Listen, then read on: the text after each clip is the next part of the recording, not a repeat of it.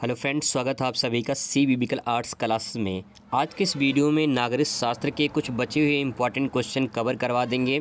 उससे पहले आपको बता दें कि जो है बहुविकल्पीय प्रश्न ये सब करवा चुके हैं, अति लघु सवाल ये भी करवा चुके हैं और उसमें जो है आपका जो लघु क्वेश्चन फर्स्ट पूछा जाता है, फर्स्ट और सेकंड दो टाइप के सवाल पूछे जाते हैं। ये दोनों में से जो है फर्स्ट वाला कवर करवा चुके हैं। आज के पूरे इस वीडियो में जो है सबसे ज़्यादा लॉन्ग क्वेश्चन कवर किया जाएगा और उसमें कुछ क्वेश्चन ऐसे हैं जो लघु उत्तरीय जो पूछे जाते हैं सेकंड टाइप के, ये आपका कवर वहाँ पे हो जाएगा।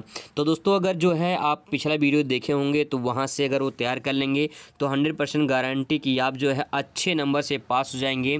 और मान के चलिए कि 100 में से जो है आप 85+ तो अच्छे से यहाँ से प्राप्त कर सकते हैं। दूसरी बात यह है कि अगर पूरा अच्छे से रिवीजन कर लेंगे तो 90+ जो है पूरा जो है उसी में से कवर हो जाएगा जितना क्वेश्चन मैंने कराया है। तो चलिए आज का ये लॉन्ग क्वेश्चन जो है उसको भी कवर कर लेते हैं। इसके बाद जो है बस आपको रिवीजन करना है क्योंकि समय बहुत कम है और पढ़ना बहुत ज़्यादा है। चलिए शुरुआत करते हैं। देखिए सबसे पहले आपको बता दें कि यहाँ पे जो भी क्वेश्चन आपको मैं तैयार कराऊंगा उसको मैं 99% कोशिश करूँ कि आपको एक ही बार में और एक ही वीडियो में याद हो जाए। इसकी पूरी गारंटी मैं लेता हूँ याद कराने की। तो चलिए शुरुआत करते हैं। सबसे पहला क्वेश्चन आपके सामने लॉन्ग क्वेश्चन है, नीति आयोग की संरचना एवं उद्देश्य या कार्य को लिखिए। ध्यान रखेंगे मैंने उन्हीं सवालों को सेलेक्ट किया है जो पिछले सालों में पूछे गए हैं, जो पूछे जाने की संभावना है और काफ़ी इम्पॉर्टेंट है। तो क्वेश्चन ध्यान से समझने की कोशिश करना और क्वेश्चन थोड़ा सा घुमा देगा तो आपको पेपर पैटर्न को समझना कि क्वेश्चन क्या घुमा के पूछा गया है। सेम टू सेम वही क्वेश्चन नहीं पूछकर जो है थोड़ा सा उसमें चेंज कर देगा और वही जो है पूछ लेगा, फिर आप कन्फ्यूजन में पड़ जाते हैं। तो ध्यान रखेंगे क्वेश्चन जो है आपको समझना है, उसका आंसर वही होता है, बस थोड़ा सा क्वेश्चन का पैटर्न बदल दिया जाता है। इसी सवाल को अथवा करके पूछा जा सकता है कि नीति आयोग के उद्देश्य एवं कार्यों का संक्षेप में वर्णन कीजिए। सबसे पहले आपको 2 पॉइंट ध्यान में रखना है। पहला पॉइंट ये कि नीति आयोग क्या है इसके बारे में, दूसरा इसकी संरचना या फिर इसके उद्देश्य या कार्य के बारे में बताना है। ठीक है, तो इसके उद्देश्य या कार्य के बारे में अच्छे तरीके से समझना है। चलिए देखते हैं। सबसे पहले आपको बता दें कि नीति आयोग क्या होता है, इसके बारे में थोड़ा सा बेसिक जानकारी जो यहाँ से कवर कर लेते हैं। नीति आयोग को योजना आयोग के नाम से जाना जाता है क्योंकि पहले योजना आयोग की स्थापना हुई थी। कब हुई थी आइए डिटेल में समझते हैं। देखिए 1950 में योजना आयोग की स्थापना हुई थी। तो पहला पॉइंट दोस्तों आपका यहाँ से बहुविकल्पीय सवाल यहाँ से भी कवर हो जाएगा और साथ में आपका अति लघु सवाल भी कवर हो जाएगा क्योंकि यहाँ से जो भी क्वेश्चन के पैटर्न आपके सामने आने वाले हैं मैं हर टाइप के जो है क्वेश्चन आपको यहाँ पे बता दूंगा, उसका आंसर भी आपको यहाँ मिल जाएगा। इसका मतलब ये है कि लॉन्ग क्वेश्चन याद करने से कई सारे फायदे होते हैं, ऑलरेडी मैं आपको बता चुका हूँ। यहाँ पे दोस्तों पहला सवाल दोस्तों आपको यहाँ से मिल जाता है कि योजना आयोग की स्थापना कब हुई थी। अगर आप बहुविकल्पीय में पूछ लेता है तो ध्यान रखेंगे 1950 में। 1950 में योजना आयोग की स्थापना की थी। इसके बाद 1 जनवरी 1915 को जो है इसी योजना आयोग को नीति आयोग बना दिया गया। अब दूसरा सवाल यहाँ से बनेगा कि योजना आयोग नीति आयोग कब बनाया गया। आपका जवाब होगा 1 जनवरी 2015 को। तो 1 जनवरी 2015 को योजना आयोग को नीति आयोग बना दिया गया। नीति आयोग की दोस्तों अगर बात करें तो यहाँ पे नीति आयोग इस प्रकार से लिखा जाएगा और इसका जो है पूरा नाम राष्ट्रीय भारत परिवर्तन संस्थान इसका हिंदी में नाम हो गया। अगर इसको इंग्लिश में कहे तो national institution for transforming India. इसको जो है ये नीति आयोग जो है इस प्रकार से हिंदी इंग्लिश इसका हो गया। तो ये तो बात होगी बेसिक जानकारी की नीति आयोग क्या है।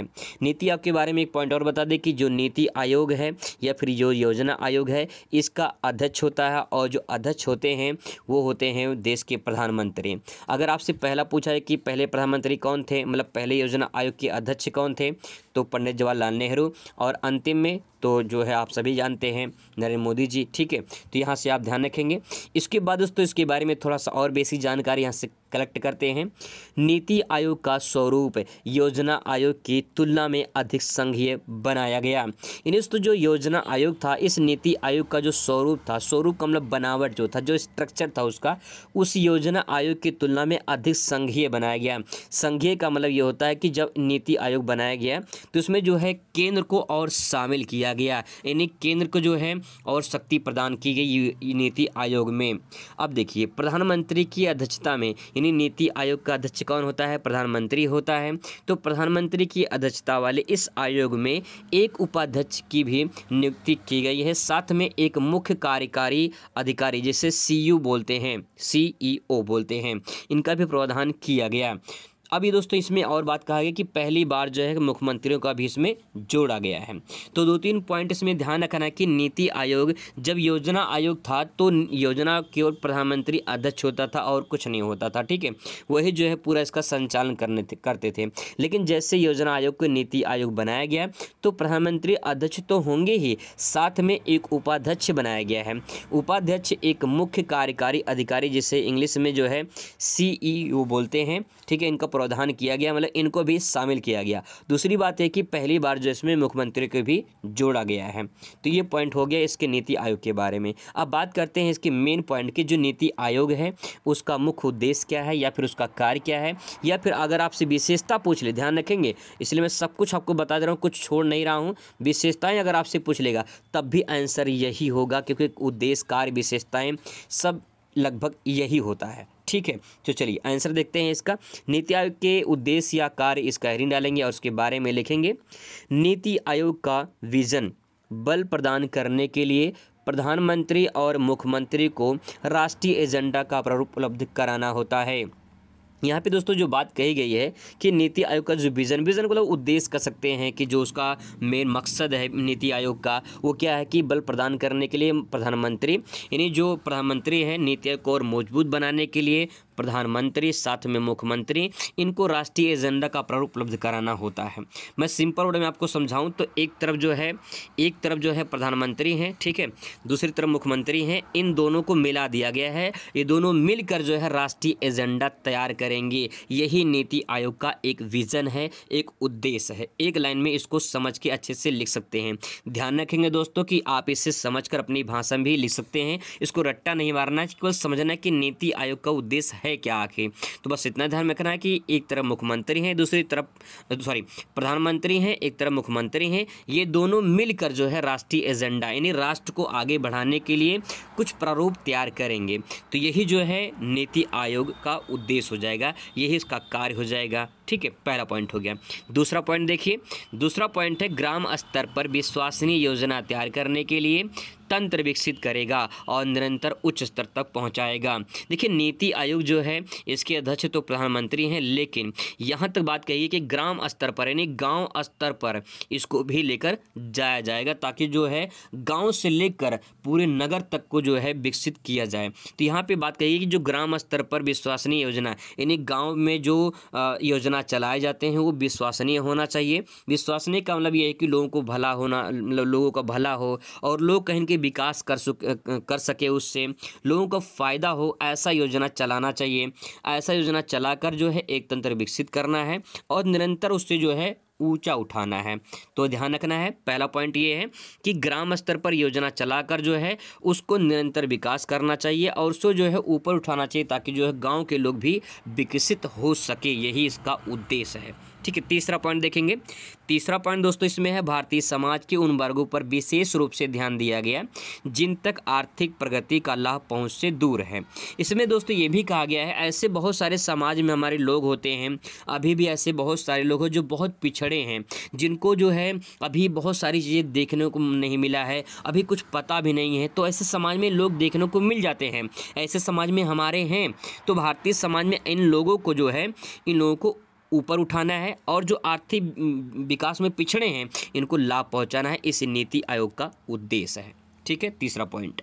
अगला पॉइंट देखते हैं यहाँ पे।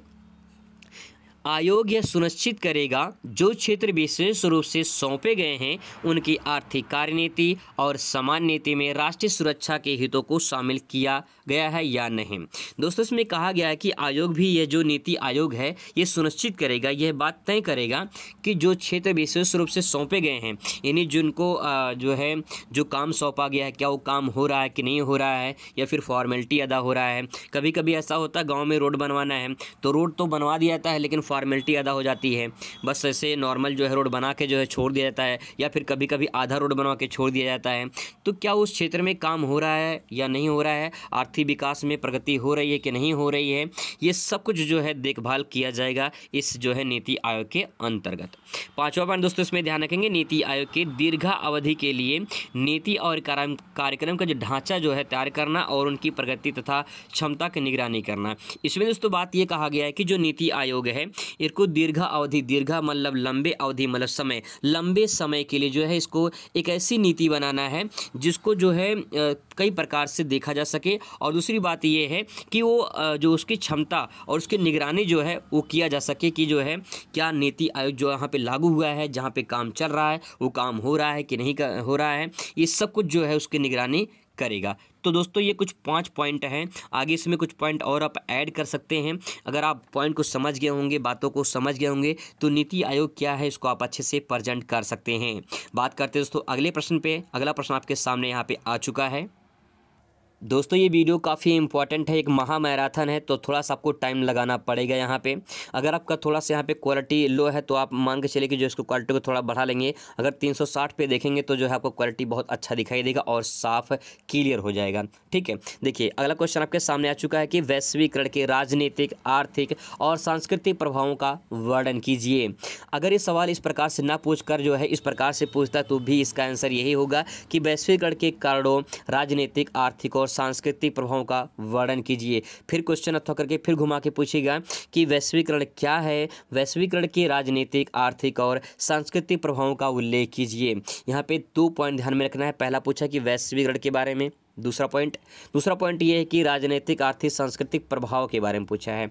ठीक है, यहाँ भी देखिए प्रभाव के बारे में पूछा है, यहाँ भी देखिए प्रभाव के बारे में पूछा है, यानी यहाँ पे कॉमन है प्रभाव, और किसके प्रभाव के बारे में, वैश्वीकरण के, और किस प्रकार का प्रभाव। तो जवाब दोस्तों होगा राजनीतिक, आर्थिक, सांस्कृतिक प्रभाव।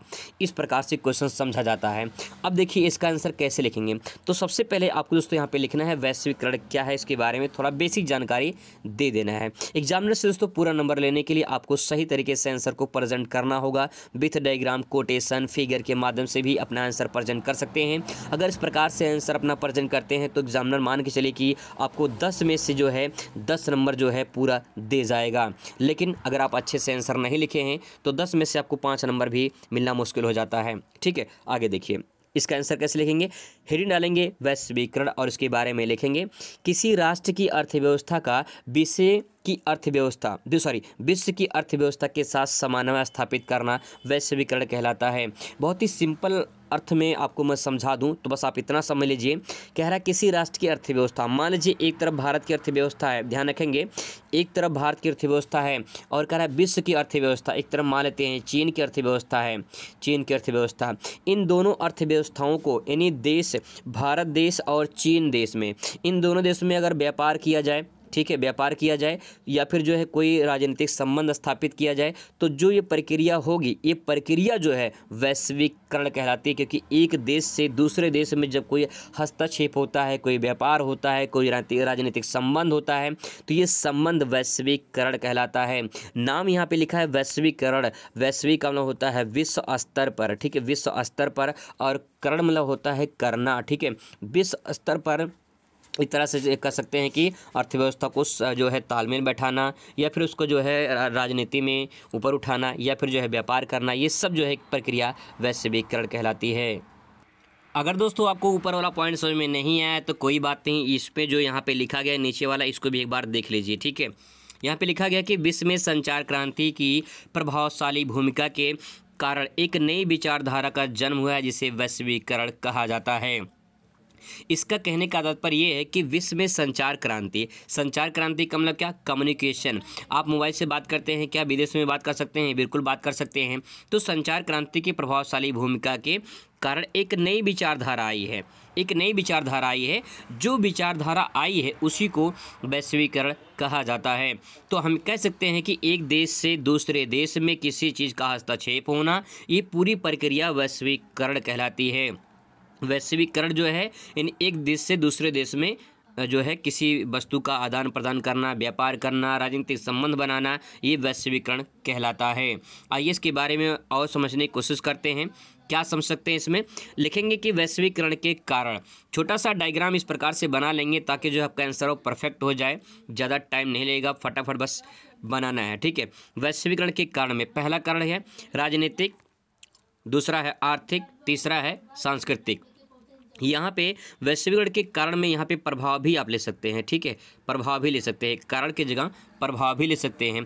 तो राजनीतिक प्रभाव, आर्थिक प्रभाव, सांस्कृतिक प्रभाव, ये 3 प्रभाव आपसे पूछा जाएगा, क्योंकि ऊपर जो है एग्जाम में यहाँ पे देख लीजिए प्रश्न में जो है आर्थिक, राजनीतिक, आर्थिक, सांस्कृतिक प्रभाव के बारे में यहाँ पे पूछा गया है। तो ये 3 आपको बताना है। अब जरा ध्यान से बात को समझने की कोशिश करेंगे। यहाँ पे लिखने के बाद आपको उसमें कम से कम 4-5 लाइन लिखना होगा, तब जाके लॉन्ग क्वेश्चन बनेगा, ठीक है। इस प्रकार से डायग्राम बना के फिर इसके बाद हिंदी डालेंगे, राजनीतिक प्रभाव इसके बारे में लिखेंगे। क्या लिखेंगे?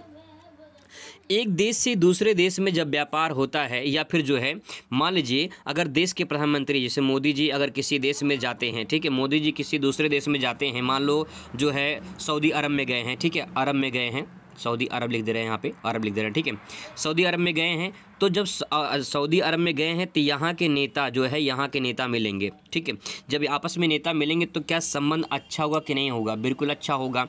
अच्छा, एक बात ये भी समझ में लीजिए कि भारत से रिश्ता जो है अन्य देशों का जब हो जाता है, ठीक है, राजनीतिक मुद्दों में, यानी जब भारत देश से अन्य देशों में जो है रिश्ता स्थापित हो, कोई भी मंत्री, कोई भी जो है नेता किसी दूसरे देश में जाकर रिश्ता बनाता है या फिर व्यापार करता है या फिर कुछ भी लेन देन होता है, तो उस देश में जो है राजनीति मजबूत होती है। और जब मजबूत होती है राजनीति तो एक देश से दूसरे देश में ये प्रक्रिया जो है राजनीतिक प्रभाव के कारण पड़ता है, तो ये वैश्वीकरण हो जाएगा, ठीक है। आर्थिक प्रभाव में क्या लिखेंगे? आर्थिक प्रभाव में जैसे मान लीजिए चीन है, अब ध्यान रखेंगे चीन का सामान जो है भारत में कितना आता आप सभी को अच्छे से पता है। हर चीज़ चाइना है, हर चीज़ चाइना है, खाने पीने से लेकर उठने पहनने, मतलब सब कुछ जो है चाइना है।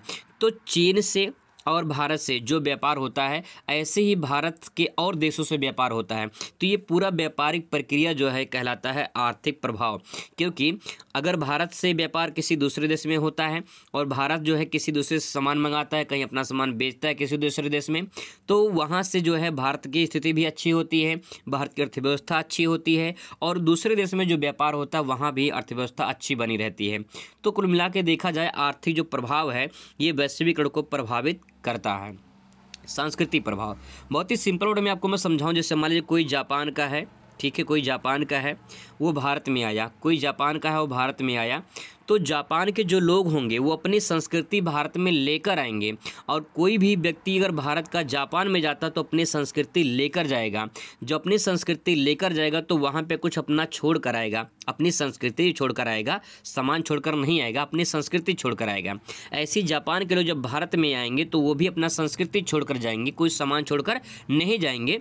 जब अपनी संस्कृति छोड़कर जाएंगे तो जापान की संस्कृति भारत में और भारत की संस्कृति जापान में जाएगी, तो यहाँ से क्या होगा? आदान प्रदान होगा, एक देश से दूसरे देश में वैश्वीकरण हो जाएगा। तो संस्कृति का भी प्रभाव पड़ता है। बहुत ऐसे सिंपल वर्ड में समझाऊं तो जैसे देखिए, जैसे कि बहुत सारे पश्चिम देश के लोग यहाँ पे आते हैं भारत में, तो अपनी संस्कृति लेकर आते हैं और यहाँ से संस्कृति लेकर जाते हैं। तो इस प्रकार से संस्कृति का भी आदान प्रदान होता है, तो इसका भी प्रभाव पड़ता है। तो ऐसे अपने शब्दों में बनाकर जब लिखेंगे ना तो पूरा नंबर मिलेगा, एग्जामिनर गलत नहीं काटेगा, क्योंकि मेन पॉइंट आपका हेडिंग सही से पढ़ना चाहिए और 2-3 लाइन अच्छे से पहले लिखना है और उसके बारे में जो है आप जो भी आपके माइंड में आए पूरा लिख देना है, पूरा नंबर आपको मिलेगा, एक नंबर भी कटेगा नहीं। आगे दोस्तों देखते हैं यहाँ पे कि वैश्वीकरण के प्रभाव में, मतलब वैश्वीकरण का जो है प्रभाव ये भारत पर कैसे पड़ा, तो देखते हैं ज़रा। भारत में 1991 से वैश्वीकरण तेज़ हो गया। पहला प्रभाव ये पड़ा है कि 1991 से वैश्वीकरण तेज़ हो गया। दूसरा पॉइंट, भारत की आर्थिक वृद्धि दर और बढ़ती चली गई। जैसे जैसे अन्य देशों से व्यापार होता चला गया, संबंध अच्छे होते चले गए, तो आर्थिक वृद्धि भी बढ़ती चली गई। फॉर एग्जाम्पल मैं सिंपल वर्ड में कहूँ आपसे कि अगर आपका संबंध किसी अन्य लोगों से, जो आपके दोस्त यार होंगे, सबसे अच्छा है, तो जब सबसे अच्छा होगा तो आप किसी से कुछ अगर मांग सकते हैं, किसी से अगर कुछ पैसा मांगते हैं तो हो सकता है कि अगर आपका संबंध अच्छा होगा, रिश्ता अच्छा होगा तो पैसा आपको मिल जाएगा। लेकिन सबसे आप लड़ाई झगड़ा लेकर चलेंगे तो क्या आपको कोई पैसा देगा? आपको ज़रूरत पड़ने पे कोई कुछ नहीं दे पाएगा। ऐसे दोस्तों देश के साथ होता है, जब देश दूसरे देश से रिश्ते अच्छे होते हैं, संबंध अच्छे होते हैं तो कोई भी आर्थिक सहायता मिलती है, तो यहाँ पे आर्थिक वृद्धि पक्का होता है। ठीक है, आगे देखिए, भारत में विदेशी निवेश बढ़ा है। जब भारत के अन्य देशों से रिश्ते अच्छे होते हैं, मतलब कि रिश्ते अच्छे हैं, तो कहने का तात्पर्य उस देश वाले यही चाहेंगे कि हम भारत में जाके अपना जो है व्यापार करें, अपना जो है पूंजी लगाएं। तो विदेशी जो निवेश है वो बढ़ रहा है, जिससे भारत का भी विकास हो रहा है और उन देशों का भी विकास हो रहा है जो देश यहाँ पे पूंजी लगा रहे हैं। आगे है, भारत की विदेशी व्यापार में उन्नति हो रही है। भारत की विदेशी व्यापार का मतलब ये होता है कि जब एक देश से दूसरे देश से व्यापार करे तो उसे विदेशी व्यापार कहा जाता है।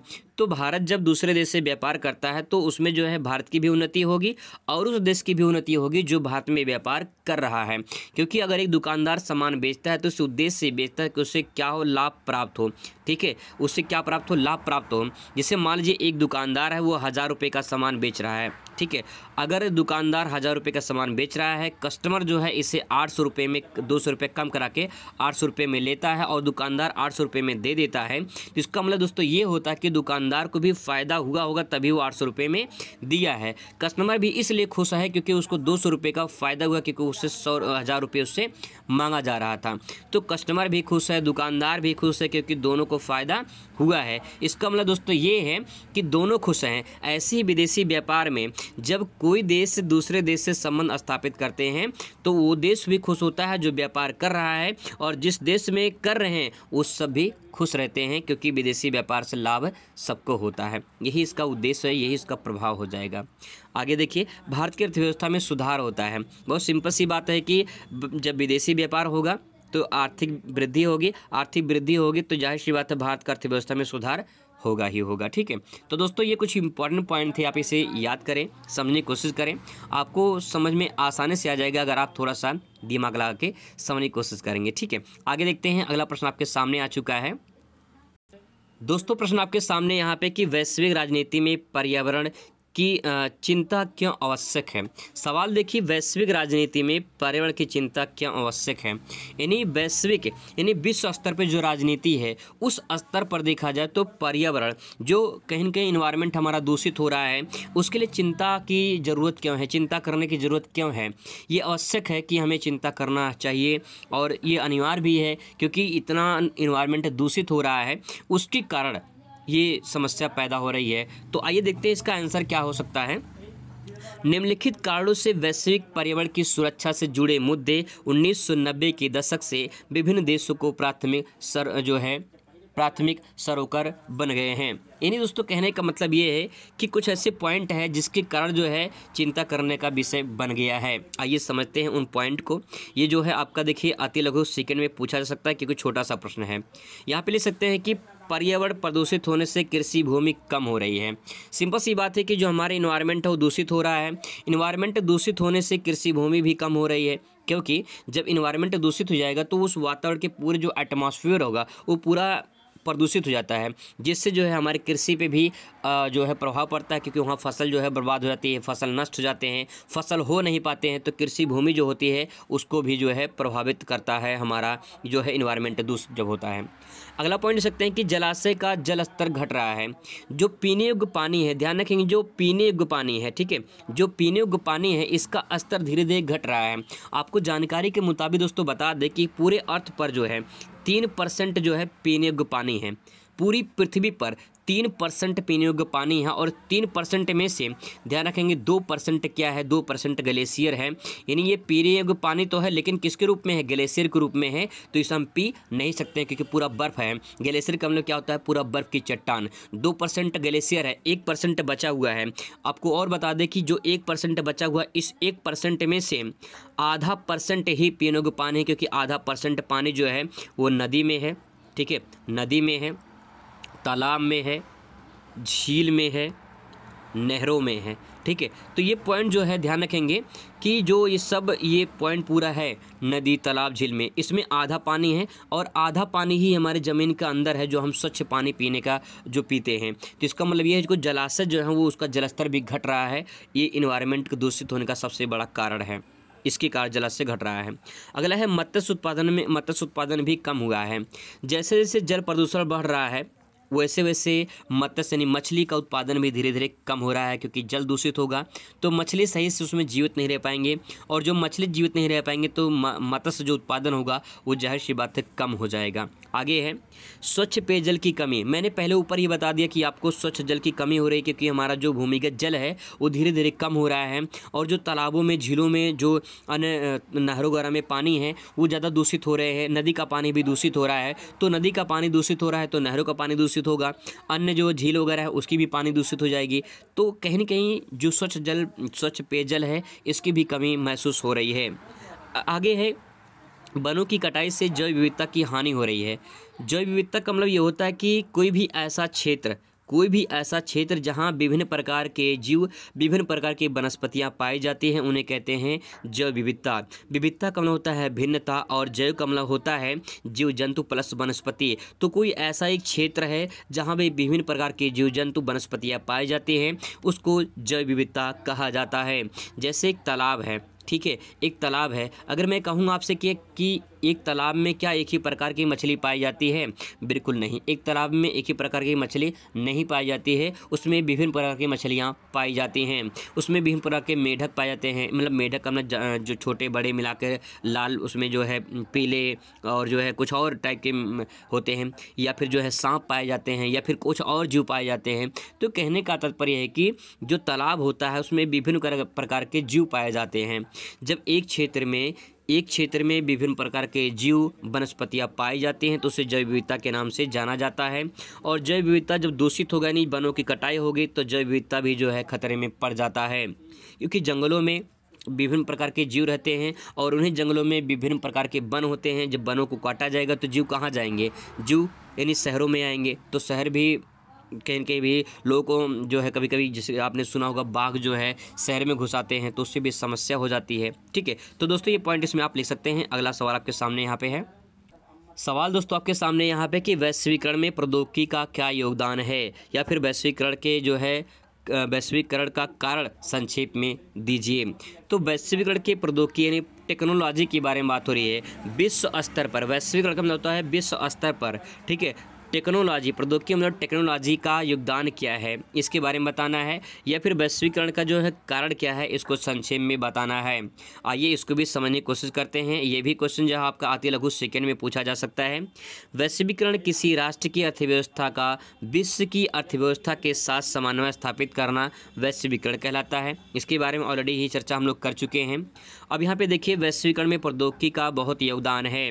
वैश्वीकरण का प्रमुख कारण प्रौद्योगिकी है, यानी जो वैश्वीकरण यानी एक देश से दूसरे देश में जो व्यापार हो रहे हैं, जो लेन देन हो रहे हैं, जो भी सामग्री का आदान प्रदान हो रहा है वो प्रौद्योगिकी का असर है, क्योंकि टेक्नोलॉजी जैसे जैसे बढ़ती जा रही है एक देश से दूसरे देश में जो है वो विस्तारित हो रही है।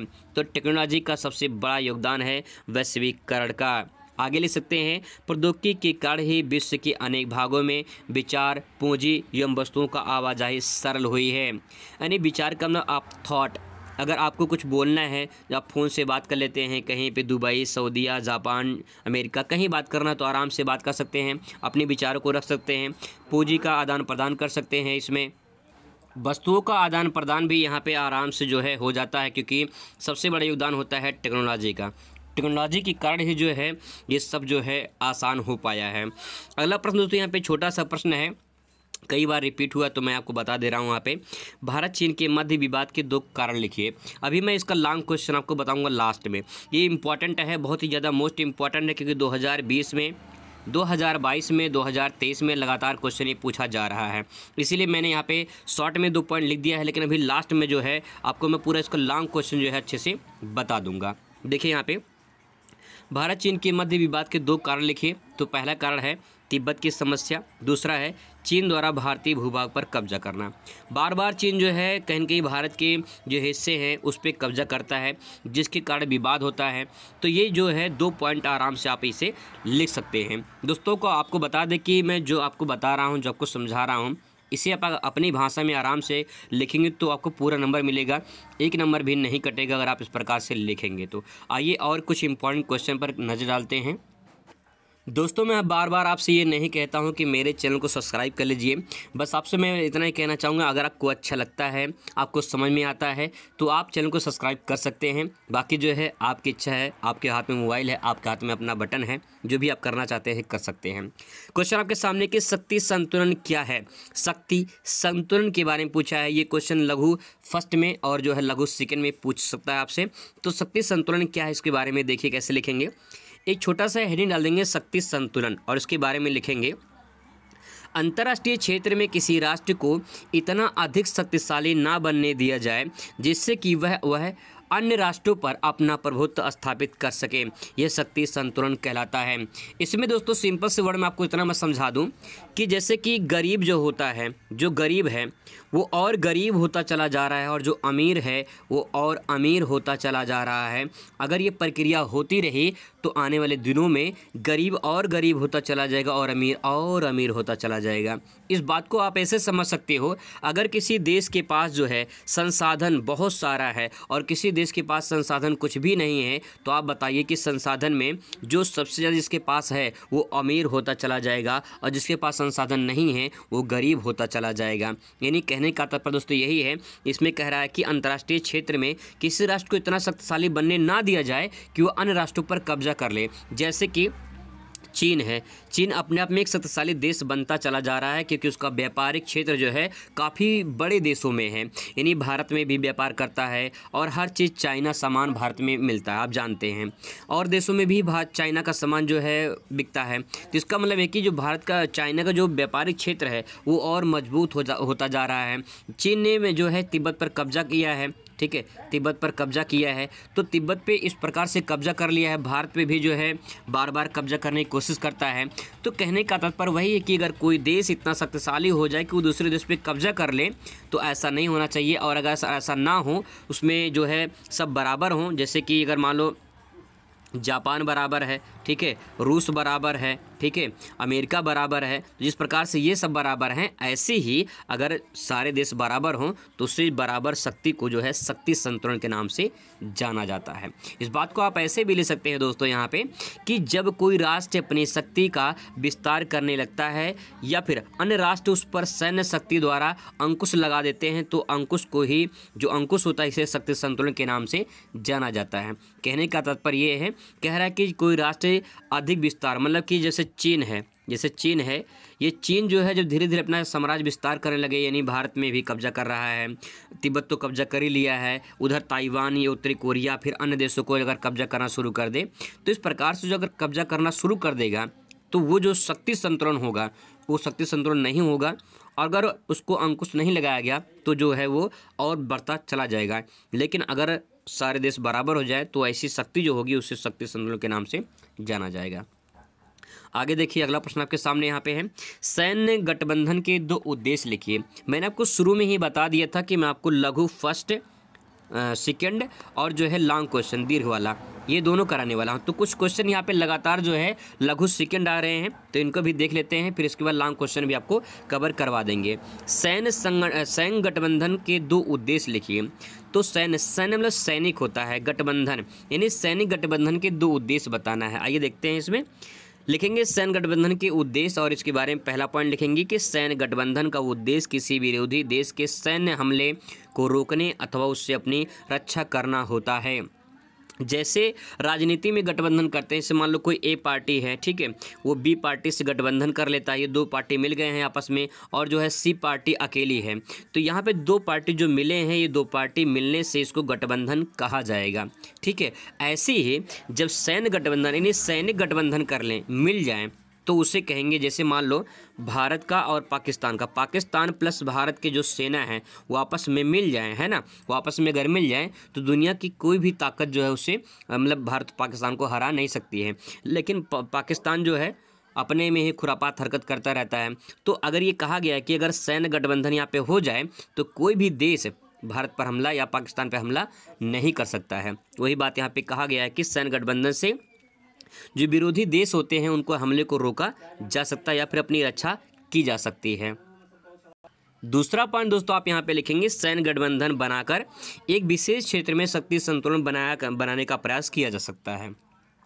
कहा जा रहा है कि सैन्य गठबंधन जो बनाकर मतलब कि एक देश से दूसरे देश में अगर गठबंधन बन जाती है तो किसी विशेष क्षेत्र में जो है उसको स्थापित करके वहाँ से शक्ति संतुलन जो है बनाया जा सकता है, ताकि जो है किसी दूसरे देश में मतभेद ना हो, कोई लड़ाई झगड़ा ना हो।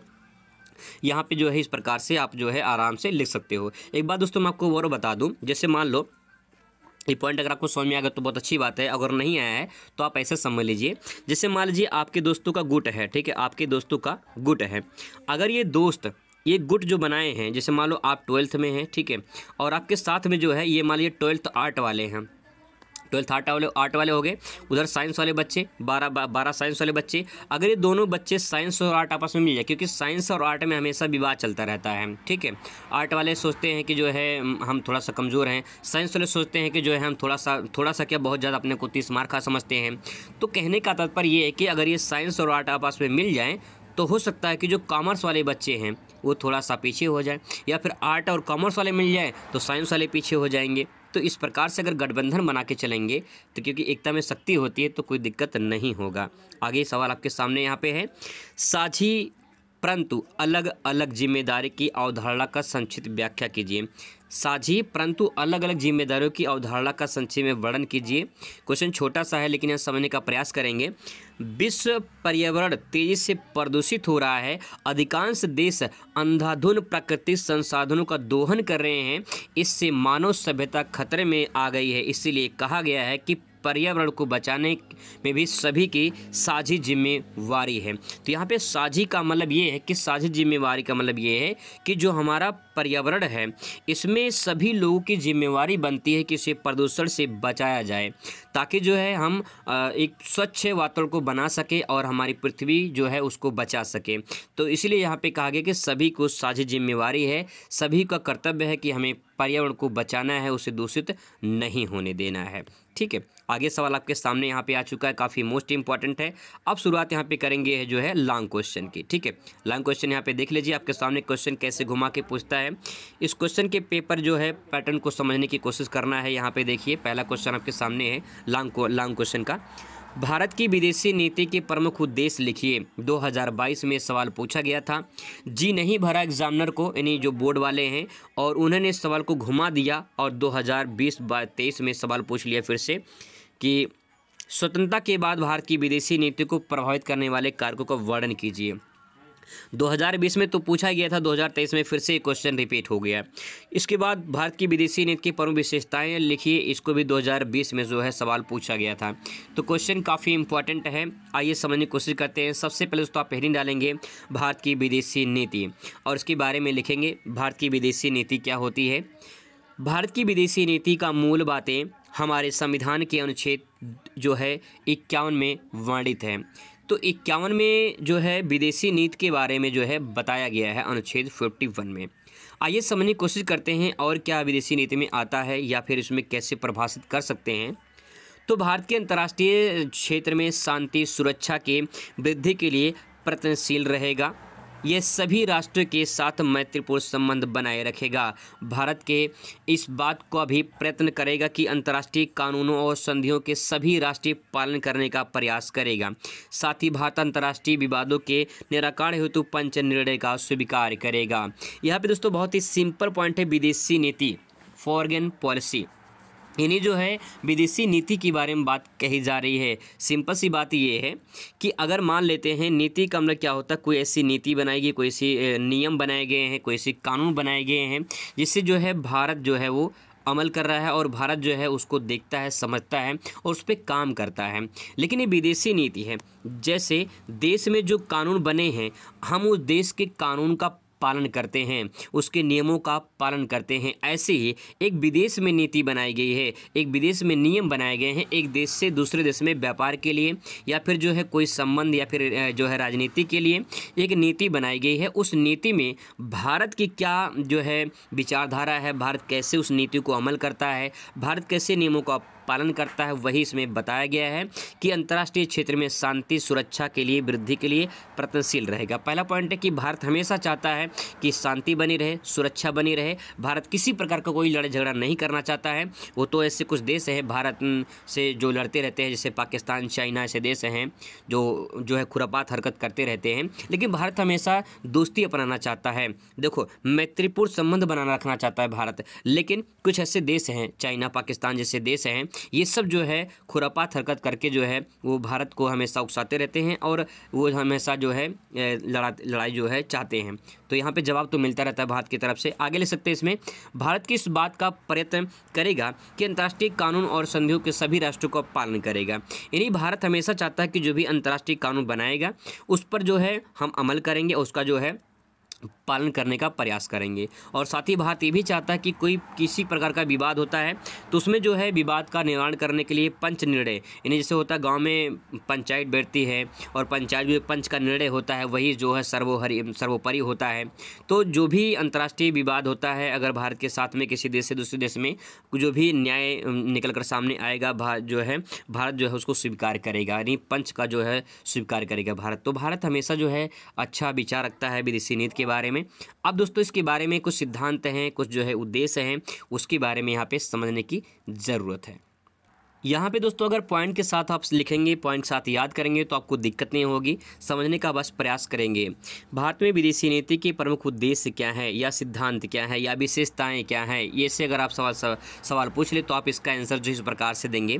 पहला पॉइंट ये है कि अंतर्राष्ट्रीय शांति सुरक्षा बनाए रखने के लिए अथक प्रयत्न करना, ये भारत का उद्देश्य है। भारत हमेशा चाहता है हमारी विदेशी जो नीति है उसको अमल करे, उसको समझें और उस पर जो है जो कानून बनाए गए उसका पालन करें। तो बस आप इतना समझ लेना कि जैसे आप एक व्यक्ति हैं, ठीक है, आप एक व्यक्ति हैं, आप अगर आपके जो है आप पर कोई कानून बनाया गया है, कोई नियम बनाया गया है, आप पर लागू किया गया है, तो आप उसका पालन करें। आप जो भी निर्णय लिया जाएगा उसका जो है आप स्वीकार करेंगे। तो अगर आप कर लेते हैं इस प्रकार से, उस कानून का पालन करते हैं, उसको स्वीकार करते हैं, जो भी निर्णय लिया जाएगा, ऐसे ही आपकी जगह एक देश रखते हैं, भारत को रखते हैं, और फिर इसके बाद जो है जो भी न्याय आएगा, निर्णय होगा विदेशी नीति में, उसके बारे में जो यहाँ पे बातें कही जा रही है। तो दोस्तों यहाँ पे लिखेंगे पहला पॉइंट कि अंतर्राष्ट्रीय शांति सुरक्षा बनाए रखने के लिए भारत जो है अथक प्रयास करता है। दूसरा पॉइंट लिखेंगे सभी राष्ट्र के साथ मैत्रीपूर्ण यानी मित्रता का व्यवहार करता है और सम्मानपूर्ण संबंध बनाए रखता है, क्योंकि भारत किसी से लड़ झगड़ा नहीं करना चाहता है। अगला है कि सैनिक गुटबंदियों तथा समझौते से अपने ही यहाँ पे पृथक होना चाहिए, पृथक करते हुए हतोत्साहित करना। यहाँ पे सेंटेंस थोड़ा सा मिस्टेक हो गया है, दूसरा सेंटेंस होगा। तो यहाँ पे जो है कहने का तात्पर्य है कि सैनिक गुटबंदियों और समझौते से अपने को जो है पृथक होना चाहिए। यहाँ पे करते हुए हतोत्साहित करना, ये भारत के जो है मानता है कि जो हमारी सैनिक गुटबंदियाँ हैं वो समझौता के अनुसार जो है हम विदेशी नीति का पालन करेंगे। अगला है कि अंतर्राष्ट्रीय विवाद उत्पन्न हो जाता है तो उसका समाधान जो है निरंतर प्रयास करने का जो है वो भारत करता है। अगला पॉइंट लिख सकते हैं इसमें कि जो है अंतर्राष्ट्रीय कानून सम्मान करते हुए उसे जो है उसको बनाए रखने के लिए जो है निरंतर प्रयास किया जाएगा। विश्व शांतिपूर्ण तथा बंधुत्व की भावना बनाए रखने के लिए निस्त्रीय जो है कड़ा प्रयास करना चाहिए। यानी कहने का तात्पर्य है कि भारत हमेशा ये चाहता है कि हम दूसरे देश से अच्छे मित्रता का व्यवहार करें, बंधुत्व यानी मैत्रीपूर्ण का भाव जो है वो बनाए रखें। ये सारे पॉइंट दोस्तों आप बस इतना समझ लीजिए कि आप जो है बस आप ये लिखेंगे कि भारत जो है विदेशी नीति में ये चाहता है कि भारत हमेशा जो है दूसरे देश से संबंध अच्छे बनाए और जो है व्यापार अच्छे से हो, कोई लड़ाई झगड़ा ना हो, कोई मारपीट ना हो। ये सब कुछ जो है भारत विदेशी नीति के तहत चाहता है। तो आराम से उसको बना के लिखेंगे, कोई दिक्कत नहीं है अगर समझ में नहीं आता है तो। ठीक है, आगे देखिए अगला प्रश्न तो यहाँ पे लिख सकते हैं आप और पूछा जा सकता है कि भारत में लोकतंत्र की सफलता के लिए आवश्यक दशाओं का वर्णन कीजिए। 2022 में सवाल पूछा गया था। अब यहाँ पे एक सवाल है कि भारत में लोकतंत्र की सफलता यानी भारत में लोकतंत्र सफल हुआ, इसके पीछे कारण क्या है, कुछ आवश्यक दशाएँ हैं उनको बताना है। तो आप इसको आंसर को डायग्राम के माध्यम से ले सकते हैं। डायग्राम में छोटा सा मैंने यहाँ प्रारूप दे रखा है। अगर आप चाहते हैं तो इसका आंसर आप डायग्राम के माध्यम से भी दे सकते हैं, ऐसे डायग्राम बना सकते हैं। अगर इस प्रकार से बनाएंगे तो जो आपको है पूरा नंबर मिलेगा और आपका आंसर थोड़ा सा अलग रहेगा। ठीक है, अब यहाँ पे देखिए ये क्वेश्चन लॉन्ग बन सकता है, लेकिन मैंने सिर्फ यहाँ पे हेडिंग लिखा है, बस आपको यहाँ पे समझने की ज़रूरत है इसके अंतर्गत क्या लिख सकते हैं। सवाल है कि भारत में लोकतंत्र सफल हुआ, इसके लिए कुछ आवश्यक दशाएं क्या हैं उनके बारे में बताना है। शिक्षित जनता, जनता जब शिक्षित होती है तो कहीं कोई दिक्कत नहीं होती है। अगर जनता पढ़ी लिखी होती है तो अपने सरकार का चुनाव वो स्वयं कर सकती है और सही सरकार का चुनाव कर सकती है। तो यहाँ पे शिक्षित जनता जो है वो लोकतंत्र को जो है सफल बनाने में सबसे बड़ा योगदान स्थापित करती है। अगला पॉइंट लिखेंगे, समाज के हित की सर्वोच्चता। समाज के हित की सर्वोच्चता का मतलब ये है कि जब लोकतंत्र आया, लोकतंत्र मतलब क्या होता है पहले तो आप यही समझ लीजिए लोकतंत्र का मतलब क्या होता है। लोकतंत्र का मतलब होता है जब जनता खुद सरकार अपने हाथों से बनाए, हाथों का मतलब जो वोट देकर बनाती है, यानी जनता जब सरकार का चुनाव स्वयं करती है तो उसे लोकतंत्र के नाम से जाना जाता है। अब यही जो लोकतंत्र है यही जो है सफल हुआ, तो उसके कारण क्या है, उससे जो आवश्यक दशाएं हैं वो कौन कौन से हैं, वही बात को आपको यहाँ पे समझना है। तो जनता शिक्षित है इसीलिए लोकतंत्र सफल हुआ। समाज के हित के लिए इन्हें जो सरकार बनाया गया वो समाज के हित के लिए बनाया गया, समाज का भला हो इसके लिए जनता ने खुद सरकार चुना है। जनता ने एक अपना मुखिया बनाया है और जो मुखिया है वो जनता की भलाई के लिए बनाया गया है। इसीलिए समाज के हित की सर्वोच्चता के लिए जब लोकतंत्र स्थापित हुआ तो उस जो है उसके सफल हुआ। तो यहाँ पे पहला पॉइंट लिखेंगे शिक्षित जनता। दूसरा है कि समाज हित के लिए जो है सर्वोच्चता या समाज हित के लिए भलाई, ऐसे कर सकते हैं। दूसरा है आर्थिक समानता। आर्थिक समानता का मतलब ये है कि लोकतंत्र में सभी को जो है आर्थिक सहायता समान रूप से दी जाएगी और सभी को आर्थिक मदद जो है वो समान रूप से दिया जाएगा। ऐसा नहीं कोई उच्च जाति का है उसे ज़्यादा, कोई निम्न जाति का उसे कम, सबको बराबर आर्थिक सहायता प्रदान किया जाएगा और आर्थिक सहायता मिलेगी तो जाहिर सी बात है आर्थिक समानता सब में दिखाई देगी। ये लोकतंत्र सफल होने का कारण में से एक माना जाएगा। अगला पॉइंट दोस्तों आप यहाँ पे ले सकते हैं योग्य नेताओं का चुनाव।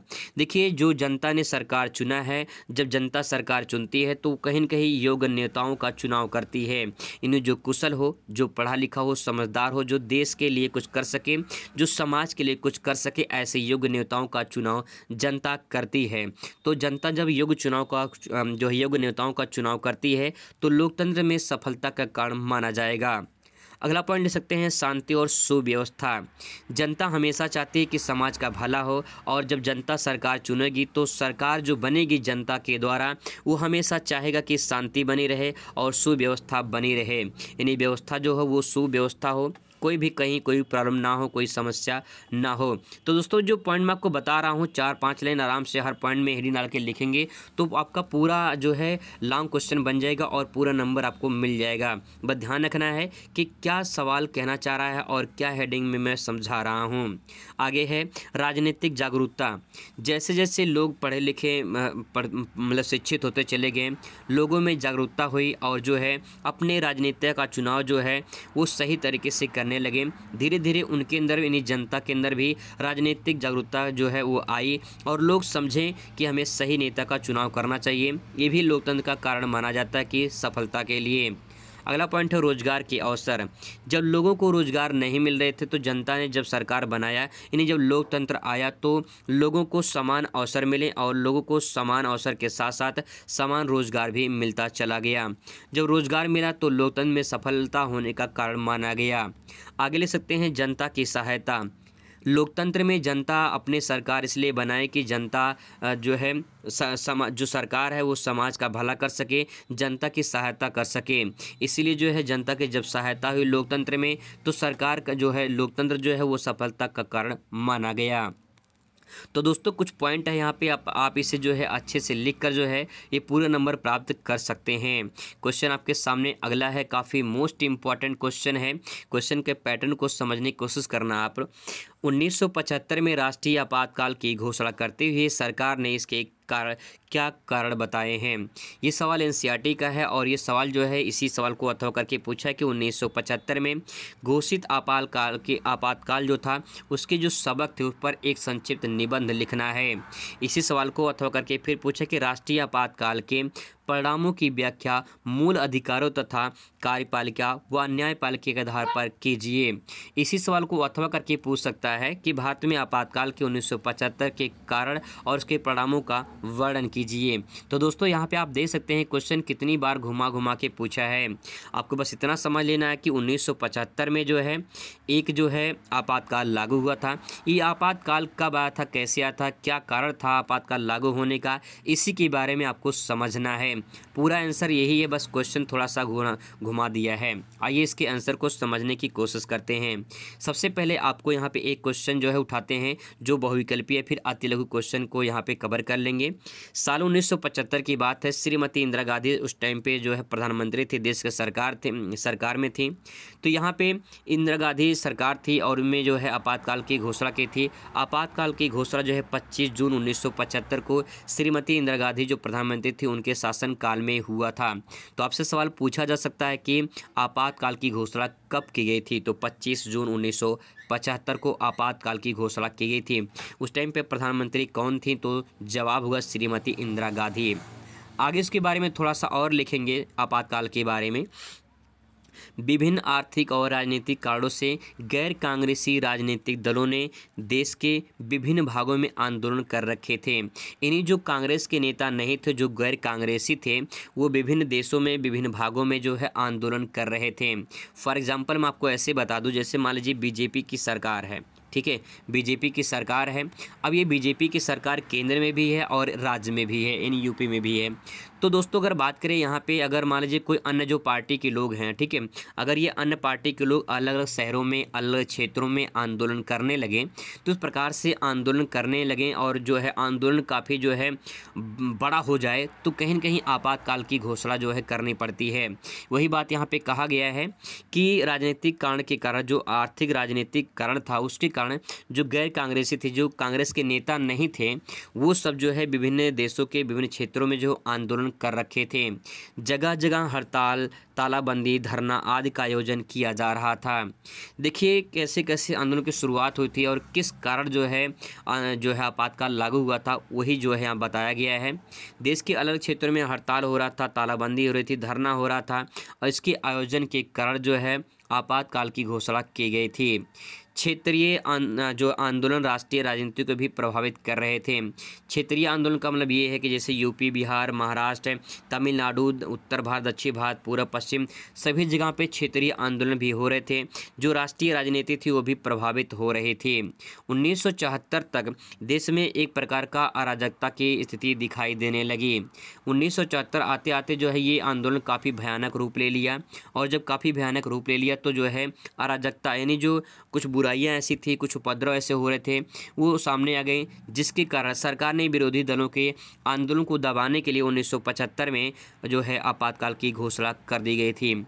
तो सिंपल दोस्तों आपको बस इतना समझा दें कि श्रीमती इंदिरा गांधी जब सरकार में थी, 1975 की बात है, जब सरकार में थी, तो उस टाइम पे जो है गैर कांग्रेसी जो नेता जो थे, यानी जो अलग अलग पार्टी के थे, जैसे कि बीजेपी के, सपा के, बसपा के, अन्य जो पार्टी के लोग थे, ये सब अलग अलग जगह पे जो है आंदोलन कर रहे थे। हड़ताल हो रही थी, तालाबंदी जो है, धरना, ये सब हो रहा था। कहीं कहीं पे जो है क्षेत्रीय आंदोलन भी कराए जा रहे थे। ये सब आंदोलन के कारण जो है जो सरकार में थे, यानी जो कांग्रेसी लोग थे, वो सब जो है उस आंदोलन को दबाने के लिए 1975 में जो है आपातकाल की घोषणा कर दी गई। ठीक है, अब दोस्तों बात करते हैं इसके कि आंदोलन के कारण क्या थे। आइए समझने की कोशिश करते हैं इसको भी। इसके बारे में दोस्तों लिखेंगे कि 1975 में आपातकाल लगाने के कारण क्या थे। तो देखिए पहला पॉइंट लिखेंगे, आपातकालीन स्थिति की घोषणा संविधान के अनुच्छेद 352 के अंतर्गत की गई है। यानी आर्टिकल जो है 352 में जो है आपातकाल की घोषणा की बात कही गई है कि अगर कोई देश में सिचुएशन आ जाती है ऐसी, तो उस टाइम पे आपातकाल लगाया जा सकता है। ये बात कही गई है अनुच्छेद हमारे 352, यानी संविधान में एक बात कहा गया है। ठीक ठीक है, जिसमें आंतरिक गड़बड़ी के कारण आपात स्थिति की घोषणा कही गई है। तो यहाँ पे 352 जो अनुच्छेद है, इसमें जो है अगर कोई गड़बड़ी होती है देश में तो वहाँ पे जो है आपातकाल की घोषणा की जा सकती है, इसलिए जो 1975 में आपातकाल लगाया गया था। आगे और क्यों लगाया गया था देख लेते हैं। सरकार का कहना था कि चुनी हुई सरकार को काम नहीं करने दिया जा रहा था। इन्हें कहने का तात्पर्य ये है कि सरकार का कहना ये था, इन्हें सरकार कहना मतलब कि कांग्रेस की जो सरकार में थी उनका कहना था कि सरकार जो थी, जो कांग्रेस के लोग थे जो सरकार में थे, उनको काम नहीं करने दिया जा रहा था और लोग उपद्रव कर रहे थे, जिसके कारण आपातकाल लगाया गया। ठीक है, आगे देखिए तीसरा पॉइंट लिखेंगे। देश में जगह जगह आंदोलन और धरनों का आयोजन हो रहा था, इसके कारण परेशान होकर कांग्रेस के नेता लोगों ने आंदोलन किया, आपातकाल की घोषणा की थी। अगला पॉइंट है, देश में अनेक भागों में आंदोलन के कारण हिंसक घटनाएं भी हो रही थी। देखिए, आंदोलन करना अच्छी बात है, लेकिन आंदोलन शांतिपूर्ण ढंग से होना चाहिए। अगर हिंसा होती है तो आपातकाल की घोषणा भी की जा सकती है, और वही सामने यहाँ पे 1975 में आया था। अगला है कि सेना और पुलिस को बगावत और विद्रोह के लिए उकसाया जा रहा था। इन्हें जो देश की सेना थी, जो पुलिस थी, उनको जो है बगावत, इन्हीं सरकार के खिलाफ जो है उन्हें उकसाया जा रहा था कि सरकार जो है वो काम नहीं कर रही है, बहुत सारी चीज़ें थी उसमें, तो इसके कारण भी जो है आपातकाल की घोषणा की गई थी। अगला पॉइंट ले सकते हैं कि धार्मिक और सांस्कृतिक विद्रोह भी हो रहे थे। धार्मिक और सांस्कृतिक विद्रोह का मतलब ये है कि हिंदू मुस्लिम सिख ईसाई आपस में सब भाई भाई, इस प्रकार से जो भी हिंदू मुस्लिम को आपस में लड़ाने की बात और सांस्कृतिक जो विद्रोह हो रहे थे, उसके कारण जो है ये आपातकाल की घोषणा की गई थी। अगला है, राष्ट्रीय एकता और अखंडता को खतरा उत्पन्न हो रहा था। इन्हीं देश को बांटने की और राष्ट्रीय एकता को जो है ना बनाए रखने की बात कही जा रही थी, इसीलिए जो है आपातकाल की घोषणा की गई थी। अर्थव्यवस्था पर संकट गहरा रहा था। इन्हीं जो देश की अर्थव्यवस्था थी उसके कारण भी बहुत सारी समस्याएं क्रिएट हो रही थी सामने, तो जो है ये सब परेशानी होकर जो है परेशानी के कारण जो है देश के सरकार ने 1975 में आपातकाल की घोषणा की थी। तो दोस्तों, ये क्वेश्चन जो है काफ़ी इंपॉर्टेंट है, इसको अच्छे से समझ लीजिए। बात करते हैं अगले क्वेश्चन की। अगला क्वेश्चन आपके सामने यहाँ पे आ चुका है। प्रश्न दोस्तों आपके सामने है कि भारतीय राजनीति में जन आंदोलन के विकास एवं प्रभाव पर एक संक्षिप्त लिखिए। संक्षिप्त लेख लिखिए, संक्षिप्त वर्णन कीजिए। तो यहाँ पे देखिए, भारतीय राजनीति की जन आंदोलन, इन्हीं भारतीय राजनीति में जन मतलब लोगों ने कुछ आंदोलन किए थे, अलग अलग प्रकार से लोगों ने आंदोलन किए थे। तो ये आंदोलन क्यों हुए थे? जैसे अगर मैं बात करूँ, आपने नाम सुना होगा असहयोग आंदोलन के बारे में, नाम सुना होगा असहयोग आंदोलन जो गांधी जी ने चलवाया था। ठीक है, असहयोग आंदोलन, खिलाफत आंदोलन, नमक सत्याग्रह आंदोलन, ये सब आंदोलन थे जो देश की आज़ादी के पहले थे। देश जब आज़ाद नहीं हुआ था उस टाइम की आज़ादी थी। भारत छोड़ो आंदोलन की भी आपने नाम सुना होगा, ये आंदोलन चल रहे थे। तो यहाँ पे बात इसको कैसे ले सकते हैं, इसको देखिए आंसर में। भारत में स्वतंत्रता पूर्व और स्वतंत्रता बाद अनेक जन आंदोलन हुए थे। मैंने अभी आपको ही बता रहा था, मैं आपको अभी वही बता रहा था कि जो है स्वतंत्रता पूर्व नहीं, देश के जब आज़ाद नहीं हुआ था तो असहयोग आंदोलन, नमक सत्याग्रह आंदोलन, भारत छोड़ो आंदोलन, खिलाफत आंदोलन, ये सब आंदोलन जो है चल रहे थे।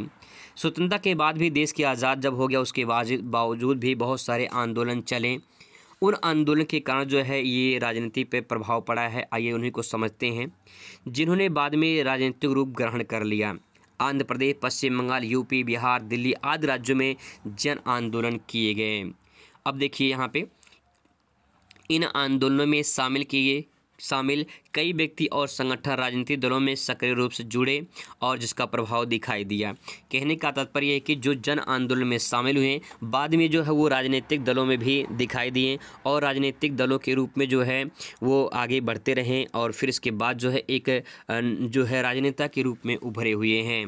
आगे इनके बारे में जो है लिख सकते हैं कि इनकी क्या प्रभाव पड़ा। तो पहला पॉइंट लिखेंगे जन आंदोलन का प्रभाव। जन आंदोलन का प्रभाव हेडिंग डालेंगे और उसके बारे में पहला पॉइंट लिखेंगे, इन सामाजिक आंदोलनों ने समाज के उन नए वर्गों के सामाजिक आर्थिक समस्याओं को अभिव्यक्ति दी जो अपनी समस्या के चुनावी राजनीति के माध्यम से हल नहीं कर पा रहे थे। कहने का तात्पर्य दोस्तों ये है, इस पूरे सेंटेंस का ये कहना चाह रहे हैं कि सामाजिक आंदोलन ने समाज के उन वर्गों को सामाजिक आर्थिक समस्या की अभिव्यक्ति दी गई जो अपने समस्याओं के चुनावी राजनीति के माध्यम से हल नहीं कर पा रहे थे। जैसे मान लीजिए आप हैं, ठीक है, आपने चुनाव किया किसी सरकार का, आपने चुनाव किया किसी सरकार का, वो सरकार जब जनता की भलाई के लिए, हित के लिए काम ना करे तो सरकार के खिलाफ वो जो लोग हैं जो सरकार चुने थे, वो लोग क्या करेंगे, आंदोलन करेंगे। जब लोग आंदोलन करेंगे तो उसी को जन आंदोलन कहा जाएगा। तो वही बात यहाँ पे कहा गया कि उन समस्याओं के लिए जो है, समस्याओं का जब हल नहीं कर पा रहे थे तो लोगों ने आंदोलन किया था, यही बात इसमें कहा जा रहा है। ठीक है, आगे देखिए, अगला पॉइंट ये है, विभिन्न सामाजिक समूहों के लिए ये जन आंदोलन अपनी बात रखने की दृष्टि से श्रेष्ठ माध्यम बनकर उभरे। कहने का तात्पर्य ये है, जैसे फॉर एग्जांपल मैं आपसे बात करना चाहूँगा एक, जैसे मान लीजिए आपने अपने स्कूल में फ़ीस जमा किया, ठीक है, आप अपने स्कूल में फ़ीस जमा किया, अगर आप जो फ़ीस जमा किए हैं, आपके पास रसीद मान लीजिए खो गई है, आप फीस जमा कर दिए हैं, लेकिन अगर मैनेजमेंट या पे वहाँ के बड़े बाबू आपसे फ़ीस दोबारा मांग रहे हैं कि आपने फ़ीस जमा नहीं किया है, जब आपने फ़ीस जमा किया फिर आपसे दोबारा कह रहे हैं कि फ़ीस नहीं जमा किया है, तो फिर आप क्या करेंगे? उस टाइम पे आप गुस्सा होंगे या फिर कुछ करेंगे? आप क्या करेंगे? आप आंदोलन करेंगे। आंदोलन का मतलब ये नहीं कि धरने पे बैठ जाएंगे, लेकिन जो नॉर्मल जो है बातें हैं वो सामने रखी जाएगी कि नहीं मैंने फीस जमा कर रखा है। ठीक है, तो जो आप छोटा सा एक आंदोलन जब करेंगे, वहाँ पे आंदोलन मतलब कि जो अपनी फीस वगैरह फीस रसीद लेकर आएंगे या फिर किसी को बुला कर लेकर आएंगे, तो वहाँ पे क्या होगा? न्याय होगा। वहाँ पे क्या होगा? न्याय होगा। जब न्याय होगा तो कहीं न कहीं आपको फ़ायदा ज़रूर मिलेगा।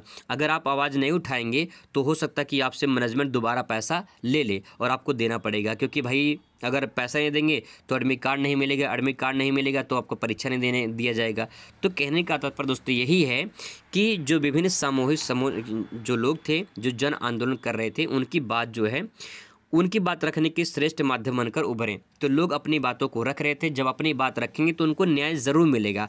आप अपनी बात रखेंगे तो आपको न्याय ज़रूर मिलेगा। आप अपनी बात ही नहीं रख पा रहे हैं तो आपको न्याय कैसे मिलेगा? वही बात यहाँ पे कहा जा रहा है। ठीक है, आगे देखिए, जन आंदोलनों ने समाज के विभिन्न जाति, धर्मों और क्षेत्र के विकास को संभव हो सका।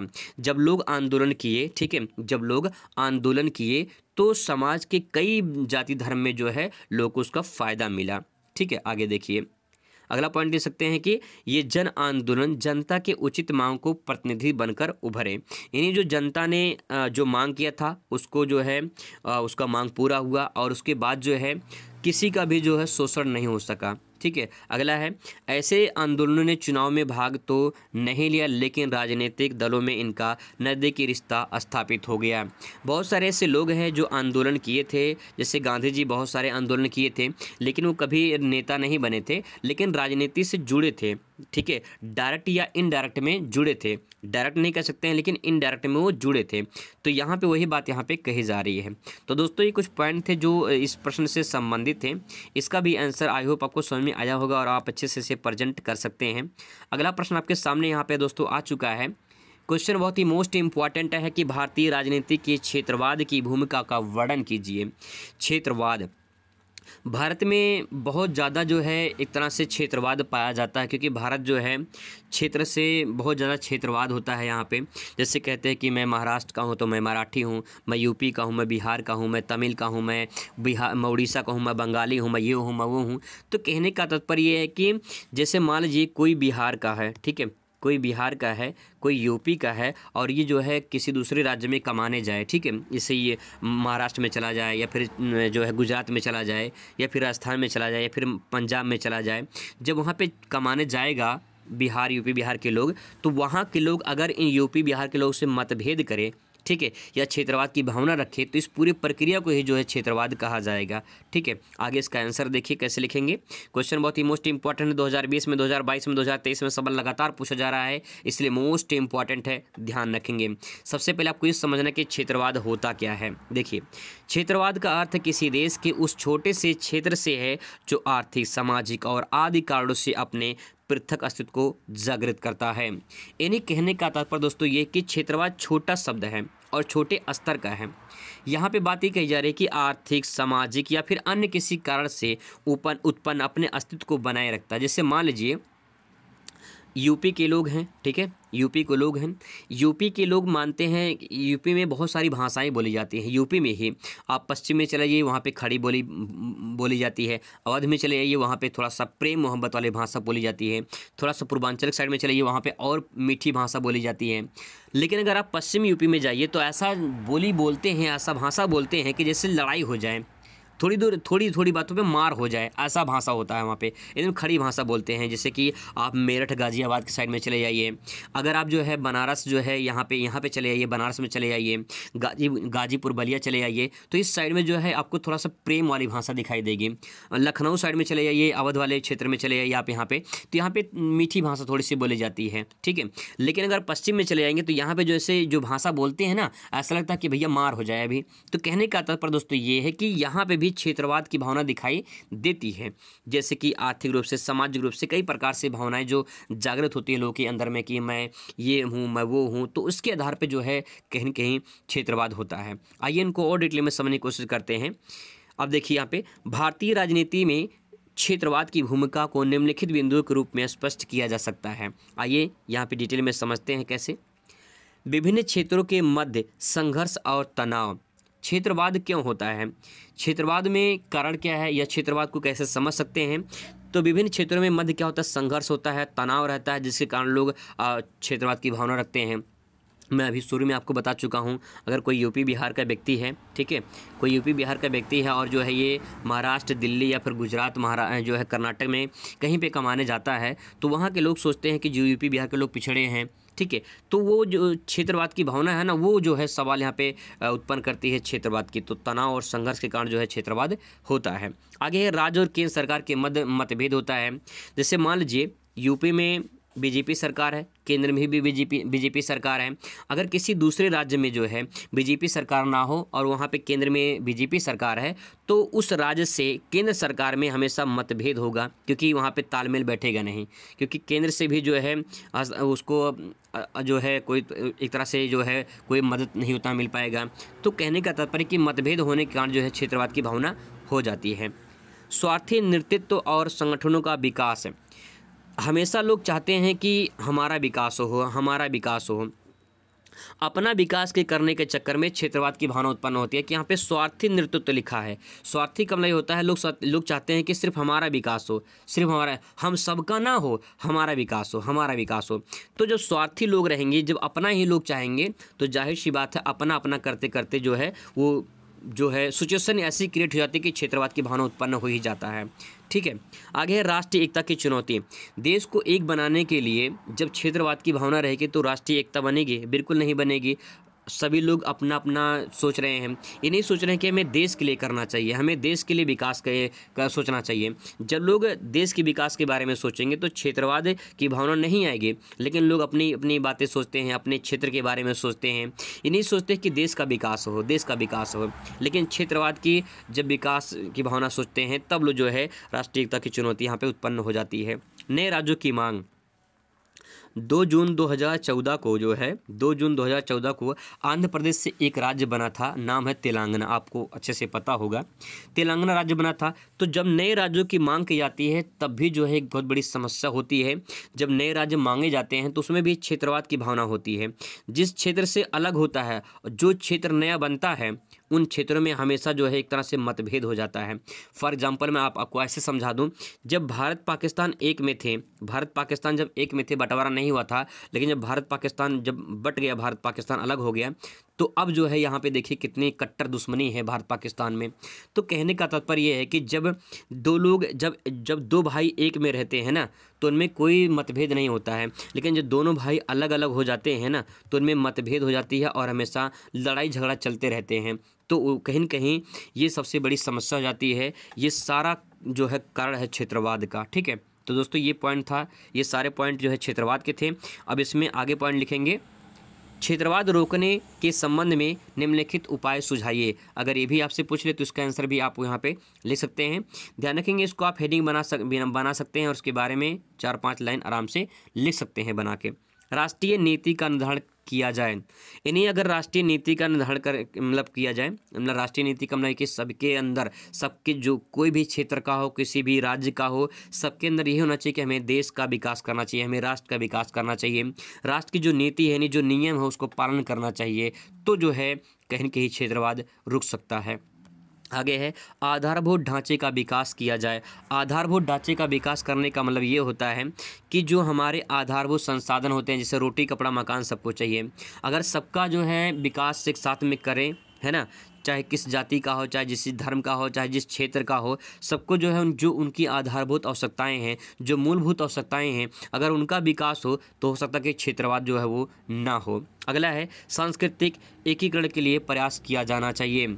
जैसे बहुत सारे अलग अलग राज्य वाले हैं, हर राज्य की अपनी संस्कृति होती है, उन संस्कृति को अगर एक किया जाए, है ना, एक की भावना किया जाए, उनमें किसी को कोई मतभेद ना हो, सभी लोग अपनी, जैसे हिंदू मुस्लिम का त्यौहार मनाए, मुस्लिम हिंदू का त्यौहार मनाए, तो कभी कोई क्षेत्रवाद नहीं हुआ, कभी कोई लड़ाई झगड़ा नहीं होगा, सब आपस में जो है हिंदू मुस्लिम सब आपस में सब भाई भाई हैं, सब प्रेम से रहेंगे, कोई कभी दिक्कत नहीं होगी। लेकिन लोगों के अंदर अपने अपने भावनाएं हैं, अपने अपने विचार हैं, आपस में लड़ते रहते हैं, कुछ मिलने वाला नहीं है, सब इंसान ही हैं, लेकिन लोग अपनी अपनी जो है धारणाएं रखकर जो है आपस में लड़ते रहते हैं।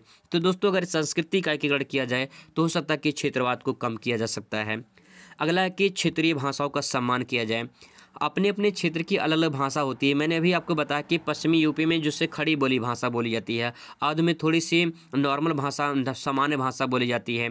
थोड़ा सा पूर्वांचल साइड में चलेंगे तो वहाँ पे जो थोड़ा सा मीठी भाषा बोली जाती है, मीठी का मतलब जो है बड़ा प्रेम से बोलते हैं, है ना, वहाँ पे कोई मतभेद नहीं होगा। तो यहाँ पे जो है जो भाषाएं होती हैं, अगर उसके आधार पर समानता रखी जाए, कोई बंटवारा ना किया जाए, तो दिक्कत नहीं होगी, तो क्षेत्रवाद नहीं होगा। जाति धर्म में समानता, चाहे किसी जाति के लोग हों, चाहे किसी धर्म के लोग हों, सबका विकास समान होना चाहिए, सब में जो है कोई न कोई जो है समानता रखनी चाहिए। जिस प्रकार से समानता हुई, कोई मतभेद नहीं होगा, तो जो है क्षेत्रवाद को रोका जा सकता है। तो दोस्तों ये पॉइंट जो है आप समझ पाए होंगे और अच्छे से आप इसे प्रेजेंट कर सकते हैं।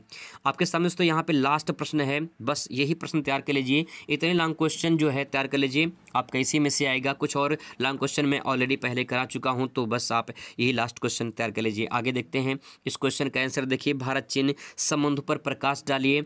2020 में सवाल पूछा गया था। इसी सवाल को अथवा करके पूछा गया कि भारत और चीन के बीच विवाद के मुद्दों पर जो है उल्लेख कीजिए। यह सवाल पूछ सकता है कि वर्तमान भारत चीन संबंध का मुख्य आधार सीमा विवाद या व्यापार है। इस कथन की समीक्षा कीजिए। 2020 से 2020 में, 2022 में, 2023 में सवाल लगातार दोस्तों पूछा जा रहा है। आपको जानकारी के मुताबिक बता दें कि एनसीईआरटी 2020 से लागू है और 2020 से लगातार ये प्रश्न पूछा जा रहा है। तो आइए इसका आंसर भी समझने का प्रयास करते हैं। सबसे पहले दोस्तों आपको यहाँ पे लिखना है भारत और चीन की जो है बीच जो विवाद मामले हैं, वो सबसे बड़ा कारण क्या है, आइए इनको समझते हैं और विथ डायग्राम कोटेशन के माध्यम से भी आपको समझाएंगे। भारत और चीन के बीच विवाद के मामले क्या हैं। सबसे पहला पॉइंट है सीमा विवाद। हमेशा सीमा को लेकर विवाद होते रहते हैं। सीमा का मतलब वो सीमा नहीं जो पाकिस्तान की सीमा, वो सीमा नहीं, यहाँ पे सीमा की बात हो रही है, बाउंड्री की बात हो रही है। आइए थोड़ा सा मैपिंग के माध्यम से आपको समझाने की कोशिश करते हैं। यहाँ पे दोस्तों देख लीजिए, भारत का छोटा सा नक्शा मैंने यहाँ बना रखा है। यहाँ पे देखिए चीन है और चीन से भारत के जो सटे राज्य हैं, लद्दाख है, केंद्रशासित प्रदेश है लद्दाख, हिमाचल प्रदेश, जम्मू कश्मीर, सिक्किम और अरुणाचल प्रदेश है। कुल मिला के 4 राज्य और एक केंद्र शासित प्रदेश है जो चीन से सीमा साझा करते हैं। अब दोस्तों यहाँ पे देखिए जो ये बाउंड्री है, जो ये लाइन आप देख पा रहे हैं, ये जो लाइन है, यही लाइन जो है मैकमोहन रेखा के नाम से जानी जाती है। यानी भारत और चीन के बीच में जो रेखा है उसे मैकमोहन रेखा के नाम से जाना जाता है। तो इस सीमा को विवाद को लेकर जो है यहाँ पे हमेशा विवाद होते रहते हैं, क्योंकि चाइना जो है वो हमेशा चाहे इधर से अटैक करता है, चाहे इधर से अटैक करता है। मतलब अटैक करने का मतलब ये है कि हमेशा ज़मीन को जो है अपना बताता है। अरुणाचल प्रदेश को जो है कुछ हिस्से अपना बताता है, लद्दाख के कुछ अपने हिस्से बताते हैं।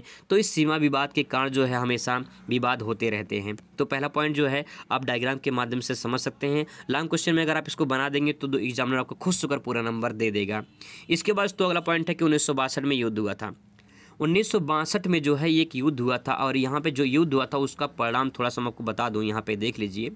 1962 में जो है एक युद्ध हुआ था, और चाइना ने जो है यहाँ से जम्मू कश्मीर का इतना हिस्सा कब्जा कर लिया है, और इस जो हिस्सा कब्जा किया है उसे अक्साई चीन के नाम से जाना जाता है।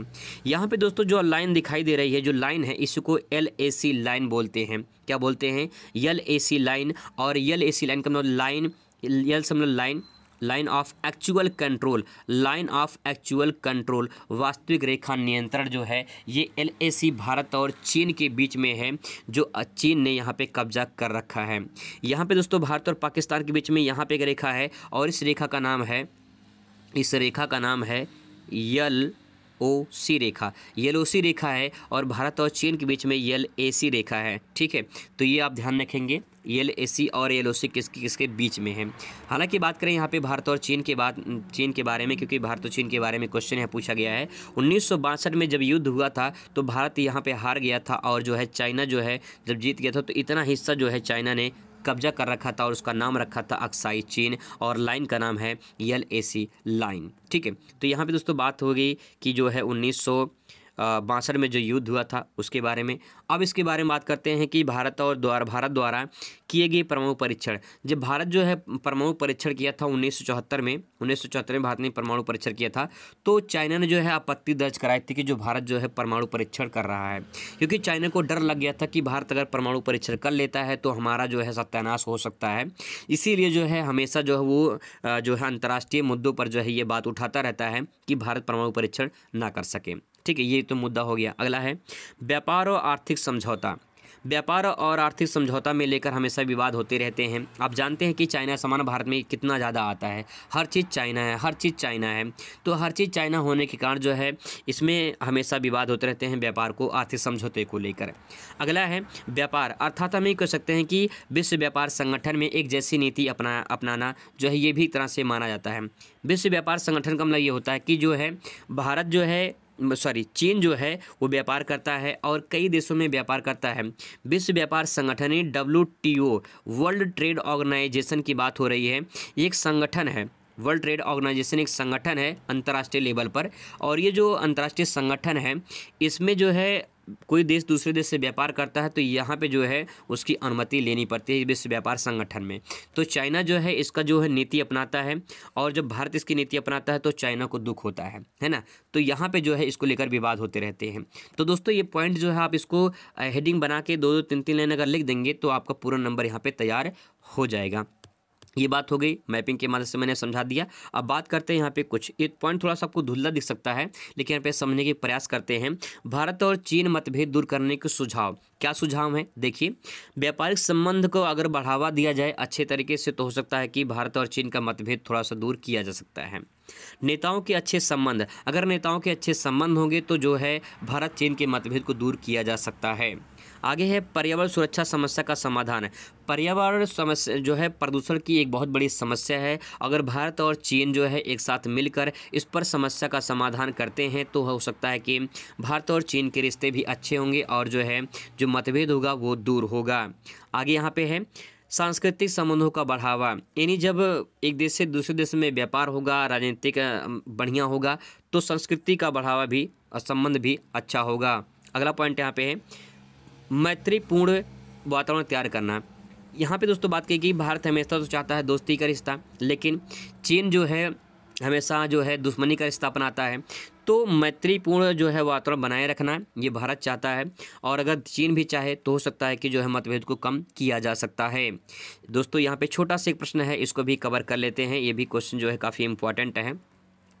चीनी अर्थव्यवस्था के उत्थान के लिए उत्तरदायी कारकों को संक्षेप में व्याख्या कीजिए।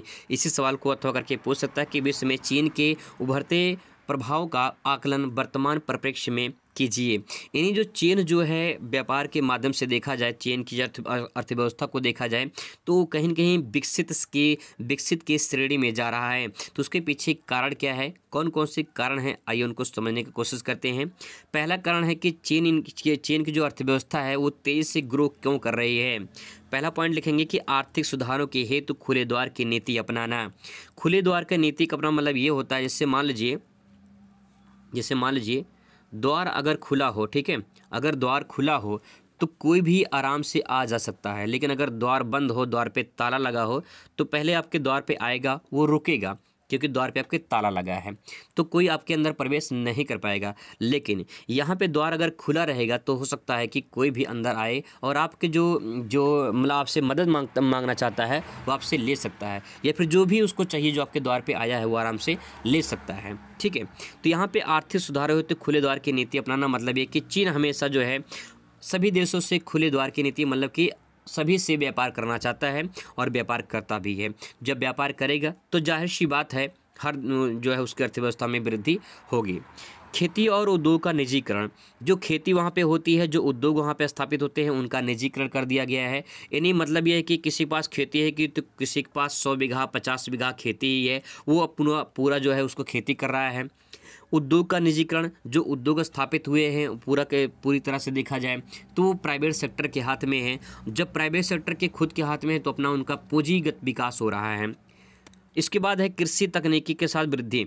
कृषि में जो है तकनीकी जैसे जैसे आगे बढ़ रही है, टेक्नोलॉजी देख रहे हैं कितनी तेज़ी से बढ़ रही है। जैसे जैसे टेक्नोलॉजी बढ़ रही है कृषि के क्षेत्रों में वृद्धि हो रही है, और कृषि के क्षेत्र में वृद्धि हो रही है तो वहाँ पे क्या हो रहा है कि मान लीजिए 1 बीघा खेती है, 1 बीघा खेती में भारत में अगर 10 कुंटल उत्पादन होता है तो 50 कुंटल जो है उत्पादन करता है चाइना। तो इस प्रकार से जो है यहाँ पे तकनीकी के साथ जो है कृषि में वृद्धि करना, इसका भी जो है अर्थव्यवस्था पर सबसे बड़ा प्रभाव पड़ता है। आगे यहाँ पे है 2 पॉइंट और है कि उद्योग को विस्तारीकरण करना। जो उद्योग है वो पहले छोटा सा था, उसको और बड़ा किया, फिर और बड़ा किया, और बड़ा किया, और बड़ा किया, बढ़ाता चला जा रहा है, बढ़ाता चला जा रहा है। यानी कोई बिजनेस से छोटा सा बिजनेस ओपन किया और उस बिजनेस को अगर बढ़ाता चला जाए तो क्या विकास होगा कि नहीं होगा? बिल्कुल विकास होगा। जब विकास होगा तो देश की अर्थव्यवस्था में सुधार होगा। तो उद्योग के विस्तारीकरण से ही जो है उनका विस्तारीकरण, यानी उद्योग अर्थव्यवस्था का विस्तारीकरण होता चला गया। आगे है विश्व व्यापार संगठन में शामिल। यानी विदेशी व्यापार जो है वो विदेशी व्यापार यानी हर देशों में व्यापार करना चाहता है और करता भी है, तो विश्व व्यापार संगठन में क्या हो गया? शामिल हो गया, जिसके कारण जो है उसे आसानी से जो है वो काम उसका होता चला गया। सिंपल सी बात यह है कि अगर सरकार से मिल जाए तो उससे कोई दिक्कत नहीं होगा। अब यहाँ पे उसका काम पूरा आसानी से हो जाएगा। जब काम आसानी से हो जाएगा तो उसका अर्थव्यवस्था में जो है फ़ायदा ज़रूर होगा। तो दोस्तों ये जो पूरा क्वेश्चन था आपके सामने मैं लेकर आया हूँ, बहुत ही मेहनत करके मैंने बनाया है और बहुत ही मेहनत में जो है किया है आप सभी के लिए, जबकि मुझे कुछ मिलने वाला नहीं है सिवा जो है कुछ पेमेंट मिल जाता है, जिसके जो है एक आर्थिक स्थिति मेरी जो है वो चलती है। ठीक है, मैं प्राइवेट अध्यापक हूँ, वहाँ पढ़ाता हूँ, तो मुझे अच्छे तरीके से पता है कि जो है क्वेश्चन किस प्रकार से आते हैं और मैं उन्हीं क्वेश्चन को सेलेक्ट किया हूँ जो काफ़ी इंपॉर्टेंट हैं। अगर इसका पीडीएफ आपको चाहिए तो पीडीएफ जो है आप इसे प्राप्त कर सकते हैं। इसका पीडीएफ जो है ऑलरेडी मैं जो है जो इनके पास मोबाइल नंबर है, मेरा व्हाट्सअप नंबर है, उनको मैं वहाँ पर भेज दूँगा अगर वो मैसेज करते हैं। लेकिन अगर आपके पास मोबाइल नंबर नहीं है तो आप जो है यहाँ पर मैसेज कर सकते हैं। मैं मोबाइल नंबर फिर से एक बार यहाँ पर नोट कर दे रहा हूँ, 83 82 92 47 99। ये व्हाट्सअप नंबर है। अगर आपको पीडीएफ चाहिए बिल्कुल फ्री में पीडीएफ मिलेगा, कोई शुल्क नहीं है। आपको यहाँ पे आराम से पीडीएफ जो है अवेलेबल करा देंगे। मिलते हैं नेक्स्ट वीडियो में। Thanks for watching.